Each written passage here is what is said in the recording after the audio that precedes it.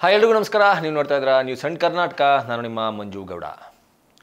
ನಟ ದರ್ಶನ್ ಅವರು ರೇಣುಕಾಸ್ವಾಮಿ ಕೊಲೆ ಪ್ರಕರಣದಲ್ಲಿ ಆರೋಪಿತರಾಗಿ ಜೈಲನ್ನು ಸೇರಿದ ನಂತರ ಸಾಕಷ್ಟು ಜನರಿಗೆ ದರ್ಶನ್ ಅವರ ಒಂದು ಇಮೇಜ್ ಡ್ಯಾಮೇಜ್ ಆಗಿಬಿಡ್ತಾ, ಜೈಲಿನಿಂದ ಹೊರಗಡೆ ಬಂದ ನಂತರ ಇಷ್ಟೊಂದು ಫ್ಯಾನ್ಸ್ ಫಾಲೋಯಿಂಗ್ ಇರಲ್ವಾ, ಫ್ಯಾನ್ ಫಾಲೋಯಿಂಗ್ ಡ್ರಾಪ್ ಆಗುತ್ತಾ, ದರ್ಶನ್ ಅವರ ಮುಂದಿನ ಚಿತ್ರಗಳ ಹಾಗೂ ಮುಂದಿನ ಕರಿಯರ್ನ ಭವಿಷ್ಯ ಏನಾಗಬಹುದು, ಅವರ ಮೇಲೆ ಬಂಡವಾಳವನ್ನು ಹಾಕಿರುವಂತಹ ನಿರ್ಮಾಪಕರು ಹಾಗೂ ಅವರನ್ನು ನಿರ್ದೇಶನ ಮಾಡಬೇಕು ಅಂತ ಅಂದುಕೊಂಡಿರುವ ನಿರ್ದೇಶಕರ ಕತೆ ಏನಾಗಬಹುದು, ಈ ಥರ ಸಾವಿರಾರು ಪ್ರಶ್ನೆಗಳು ಸಾಕಷ್ಟು ಜನರಲ್ಲಿ ಹುಟ್ಕೊಂಡಿತ್ತು. ಅದರಲ್ಲೂ ಹೆಚ್ಚಾಗಿ ಅವರ ಅಭಿಮಾನಿಗಳಲ್ಲಿ ಈ ಪ್ರಶ್ನೆ ಹುಟ್ಕೊಂಡಿತ್ತು. ನಮ್ಮ ನಟ, ನಾವು ಇಷ್ಟಪಡುವ ನಟ ಈ ತರಹ ಒಂದು ಕೊಲೆ ಆರೋಪದ ಮೇಲೆ ಜೈಲು ಸೇರಿರೋದು ಎಲ್ಲಿ ಅವರ ಇಮೇಜನ್ನು ಯಾವ ಮಟ್ಟಕ್ಕೆ ಡ್ಯಾಮೇಜ್ ಮಾಡಬಹುದು ಎನ್ನುವ ಒಂದಷ್ಟು ಕುತೂಹಲ ಕೂಡ ಇತ್ತು. ಆ ಕುತೂಹಲಕ್ಕೆ ಒಂದು ರೀತಿಯಲ್ಲಿ ಒಂದರ್ಥದಲ್ಲಿ ಉತ್ತರ ಸಿಕ್ಕಿದೆ ಅಂತಲೇ ಹೇಳಬೇಕು. ಯಾವ ಮೂಲಕ ಅಂತಂದರೆ ಅದು ಟ್ವಿಟರ್ ಎಕ್ಸ್ ಒಂದು ಮಾಹಿತಿಯ ಮೂಲಕ. ಏನಿದೆ ಈ ಎಕ್ಸ್ ಮಾಹಿತಿಯಲ್ಲಿ, ಟ್ವಿಟರ್ನ ಮಾಹಿತಿಯಲ್ಲಿ ಏನು ಬಂದಿದೆ, ಇದರಲ್ಲಿ ಜನಪ್ರಿಯತೆ, ದರ್ಶನ್ ಅವರ ಜನಪ್ರಿಯತೆ ಕುಗ್ಗಿದೆಯಾ, ಹಿಗ್ಗಿದೆಯಾ, ಹೆಂಗೆ ಗೊತ್ತಾಗುತ್ತೆ ಅಂತ ನೀವು ಕೇಳೋದಾದರೆ, ಟ್ವಿಟರ್ನ ಅಧಿಕೃತ ಖಾತೆ ಆಗಿರುವಂತಹ ಎಕ್ಸ್ ಟ್ರೆಂಡ್ಸ್ ಇಂಡಿಯಾ ಎನ್ನುವ ಈ ಖಾತೆಯಲ್ಲಿ X internal data 2024 most talked about Kannada actor May 2024, ಅಂದರೆ ಮೇ 2024ರಲ್ಲಿ ತುಂಬ ಹೆಚ್ಚು ಚರ್ಚೆಯಾದಂತಹ ಕನ್ನಡದ ನಟ ಯಾರು ಅಂತ ನಡೆಸಿದಂತಹ ಒಂದು ಸರ್ವೆಗೆ ಸಿಕ್ಕಂತಹ ಉತ್ತರ ನಟ ದರ್ಶನ್ ತೂಗುದೀಪ ಶ್ರೀನಿವಾಸ್.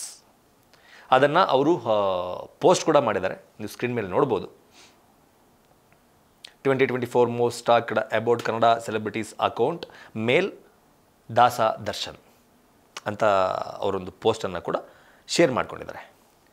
ಈ ಪೋಸ್ಟು ಸಾಕಷ್ಟು ರೀತಿಯಲ್ಲಿ ದರ್ಶನ್ ಅವರ ಅಭಿಮಾನಿಗಳಿಗೆ ಒಂದು ಖುಷಿಯ ವಿಚಾರವನ್ನು ಕೊಟ್ಟಿದೆ ಅಂತಲೇ ಹೇಳಬೇಕು. ಯಾಕಂತಂದರೆ ಅವರ ಅಭಿಮಾನಿಗಳಿಗೇನೆ ಇದ್ದಿದ್ದು ದರ್ಶನ್ ಅವರ ಇಮೇಜ್ ಮುಂದಿನ ದಿನಗಳಲ್ಲಿ ಏನಾಗುತ್ತೆ, ಮುಂದಿನ ದಿನಗಳಲ್ಲಿ ಅವರ ಭವಿಷ್ಯ ಏನು ಅಂತ ಜಾಸ್ತಿ ತಲೆ ಕೆಡಿಸಿಕೊಳ್ತಾ ಇದ್ದಂತಹ ವ್ಯಕ್ತಿಗಳು ಯಾರಪ್ಪ ಅಂತಂದರೆ ದರ್ಶನ್ ಅವರ ಅಭಿಮಾನಿಗಳು. ದರ್ಶನ್ ಅವರ ಅಭಿಮಾನಿಗಳಿಗೆ ಈ ಪೋಸ್ಟ್ನ ಮೂಲಕ ದರ್ಶನ್ ಅವರಿಗೆ ಇನ್ನೂ ಕೂಡ ಯಾವುದೇ ರೀತಿಯ ಅಷ್ಟೊಂದು ದೊಡ್ಡ ಮಟ್ಟದ ಡ್ಯಾಮೇಜ್ ಆಗಿಲ್ಲ.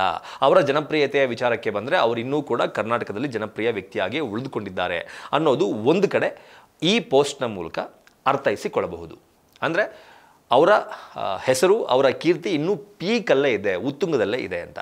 ಆದರೆ ಅದು ಒಳ್ಳೆಯ ರೀತಿಯಲ್ಲ ಚರ್ಚೆ ಆಗ್ತಾ ಇರೋದು, ಕೆಟ್ಟ ರೀತಿಯಲ್ಲ ಅನ್ನೋದು ಟ್ವಿಟರ್ ಆಗಲಿ ಯಾರೇ ಆಗಲಿ ಆ ವಿಚಾರವನ್ನು ಬಹಿರಂಗಪಡಿಸಿಲ್ಲ. ಒಟ್ಟು ಮೇ ತಿಂಗಳು 2024ನೇ ಇಸ್ವಿಯ ಮೇ ತಿಂಗಳಿನಲ್ಲಿ ಅತಿ ಹೆಚ್ಚು ಚರ್ಚಿತವಾದಂತಹ ವ್ಯಕ್ತಿ ಕನ್ನಡದಲ್ಲಿ ದರ್ಶನ್. ಅದು ಯಾವ ರೀತಿ, ಐ ಡೋಂಟ್ ನೋ.